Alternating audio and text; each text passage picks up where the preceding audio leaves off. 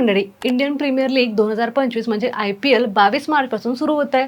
पहिला सामना गतविजेते Kolkata night riders आणि रॉयल चॅलेंजर्स बंगळुरू यांच्यात कोलकाताच्या ईडन गार्डनवर होणार आहे. नेहमीप्रमाणे यंदाही IPL मध्ये जबरदस्त डावपेच आणि मनोरंजन आपल्याला पाहायला मिळेल. आता सांगा, तुम्ही IPL पाहताना विराट कोहलीच्या डोक्यावर ऑरेंज कॅप पाहिली आहे का? तर ही ऑरेंज कॅप नेमकी कशासाठी असते, तुम्हाला माहिती आहे का? सांगते. IPLच्या हंगामात सर्वाधिक धावा करणाऱ्या खेळाडूला ही कॅप मिळते. यंदा अनेक दिग्गज या शर्यतीत असतील. पहिला ऑरेंज कॅप विजेता होता शॉन मार्श. 2008 मध्ये त्याने 616 धावा केल्या होत्या.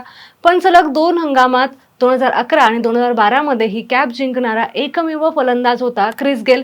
याशिवाय विराट कोहली, डेव्हिड वॉर्नर यांनी देखील अनेकदा ही कॅप पटकावली आहे.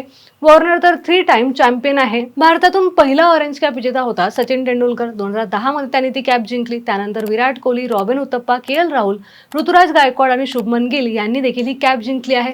तर मंडळी, तुम्हाला काय वाटते, यावर्षी ही कॅप कोणाच्या डोक्यावर दिसेल? आम्हाला कमेंट बॉक्समध्ये नक्की सांगा.